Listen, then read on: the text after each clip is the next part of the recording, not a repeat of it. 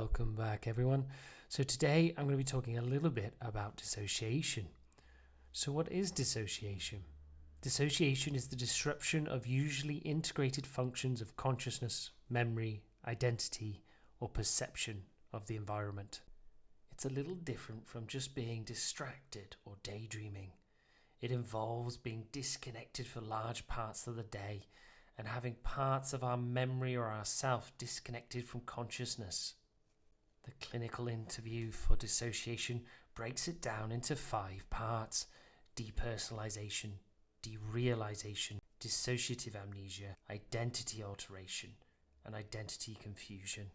Depersonalization is feeling like the body is foreign. So feeling disconnected from the body, like looking into the mirror and not really noticing who you are. Derealization is feeling like everything around us is fake or untrue.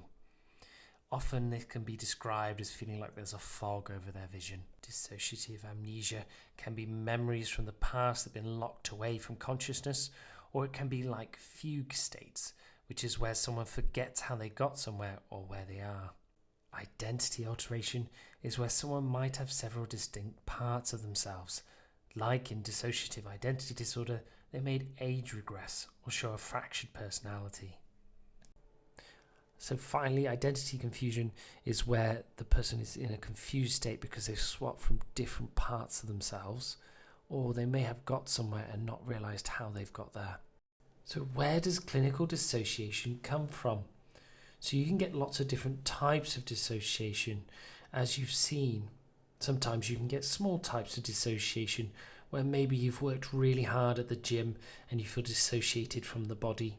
Or some people can dissociate in states when they feel pain and get out of body experiences.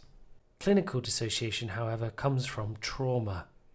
And in my fight or flight video, it shows how as you get to the later stages of fight or flight, your body's shutting down. It's going into the play dead phase of protecting itself, where it can endure pain without having to respond. We know that in cases of early relational trauma, there are 2 patterns that the infant moves into when all of a sudden the trauma begins. And these are hyperarousal, which would be high amounts of extreme fear, terror, aggression, etc.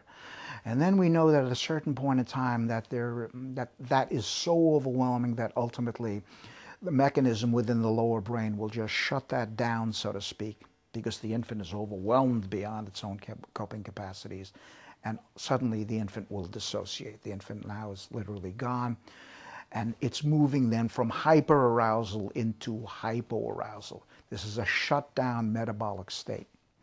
Dr. Alan Score does a good job of explaining here how hyperarousal and hypoarousal lead into dissociation. So what are the 2 types of dissociation? As you look at all the types of dissociation, it's quite obvious that they are very different. Dissociative identity disorder is very different from someone who's feeling a bit of depersonalization.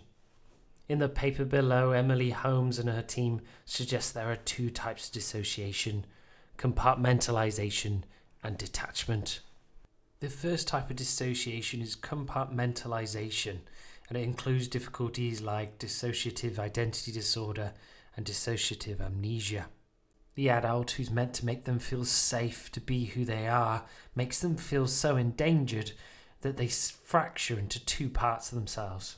And in dissociative amnesia, there is so much dissociation during the trauma that the memory hasn't got anything to take it back there unless it is prompted to do so. It then becomes a memory that is subconscious, that we can't access, and when we get close to it, we pull away naturally. Detachment is very different to this. So you might have detachment that causes dissociative amnesia because there was detachment at the time of encoding of the memory. However, detachment is more to do with the experience of being cut off and not in tune with our surroundings.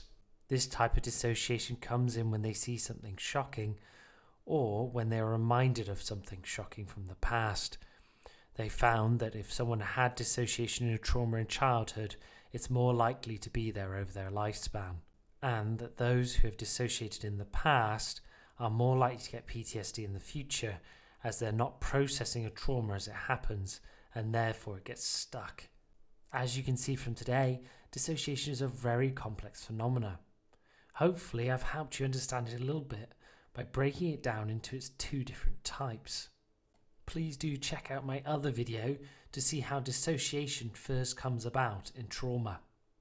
And if you want to understand more about how the brain breaks down or compartmentalizes during trauma, you may want to start looking into neurobiology and neuropsychology. Please do like and subscribe if you'd like to see more videos like this, and please do give me your feedback. There's lots of different models for understanding dissociation, and I'd love to hear your take on it below.